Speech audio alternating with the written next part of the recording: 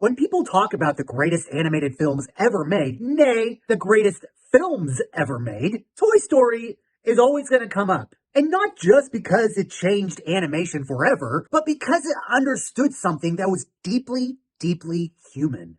A soliloquy for every movie, from Casablanca, Tommy Boy. He's here, it's him, it's Andrew Toy. It's Andrew Toy.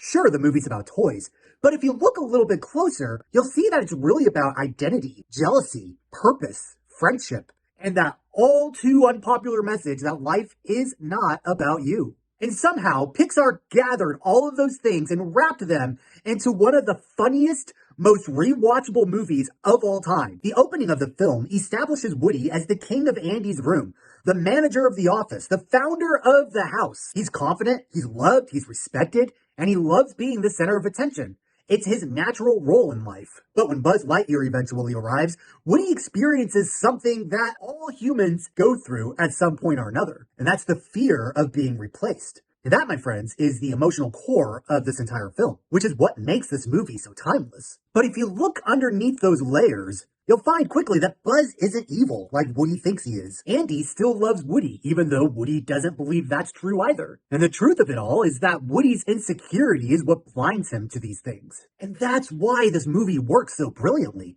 The villain isn't Buzz, or Scud, or Sid.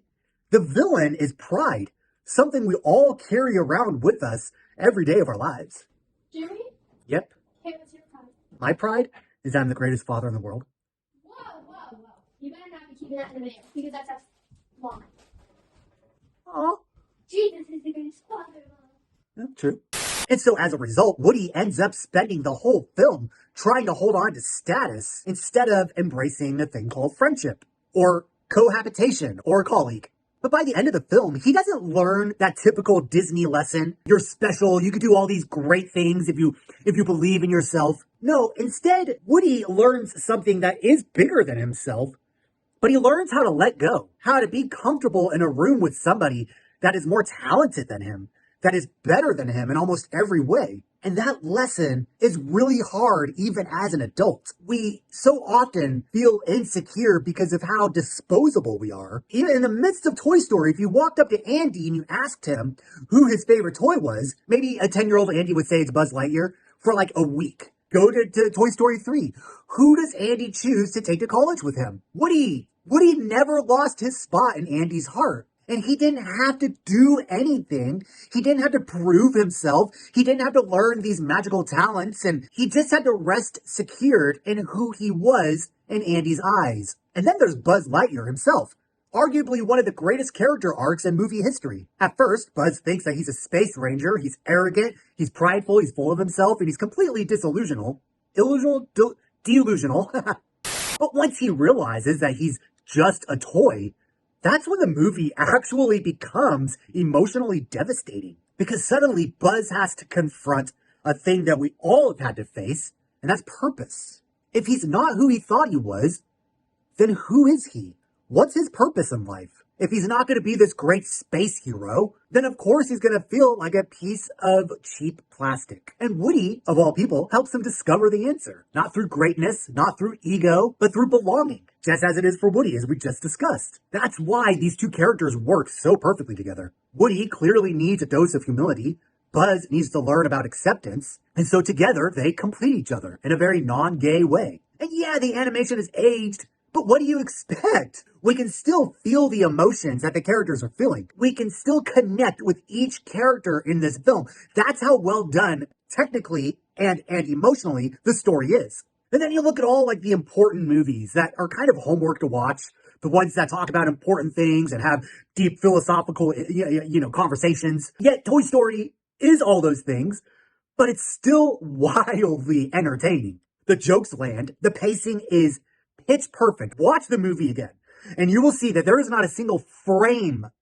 I'm talking there's not a single millisecond of film that is used that does not push the story forward.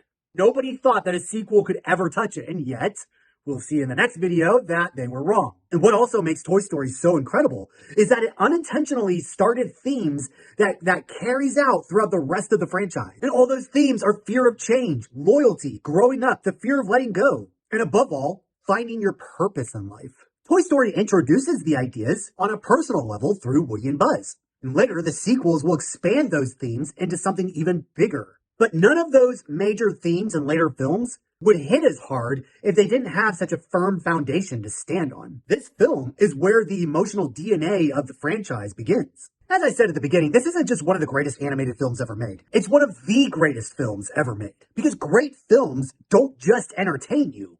They reveal something about you and the world. And I can't help but think about this one Bible verse. It's in Philippians 2:3, and it says, "Do nothing out of selfish ambition or vain conceit. Rather, in humility, value others above yourselves." Sound like Woody? I think of that parable when you get invited to somebody's dinner. Don't take the most important seat. Because most likely what's going to happen is when somebody more important shows up, you're going to be asked to move, and it's going to be really embarrassing for you. So instead, Jesus says, when you show up to an important dinner, take the lowest seat so that you have nowhere else to move but up. Woody was unwilling to unseat himself from the throne of Andy's room. And because of that, he caused so much turmoil and trauma and damage and relational damage throughout everybody in the room. Everybody was pulled into this mess. But if he had only just let go at the beginning and accepted Buzz Lightyear as his co-owner, then, well, we wouldn't have gotten Toy Story. So thank you, Woody, for being such a snob. But that's the entire lesson of Toy Story. Woody begins obsessed with himself, full of himself, and he ends the movie learning that friendship is more important than status. And it's not like any other family film where it's like, oh, friendship is so important. No, this one shows you the benefits of a strong friendship and being able to let go of yourself for the benefit of others. This movie dives much, much deeper than most family films ever could dream of doing. Because underneath the toys, the humor, the adventure, Toy Story understands, above all, the human heart. Thanks so much for hanging out with me. Only click like if you actually did like this video. And please don't forget to subscribe. That would help my channel out very much. And that would help you out if you want to see more content. Until then, I will see you in the next video. Sure, the movie's about toys, but if you look a little... Sure, the movie's about toys, but if you look underneath Prim, the dog and her toenails, it's about but if you look a little bit close, sure, the movie's about toys, but if you look a little bit close, sure, the movie's about toys,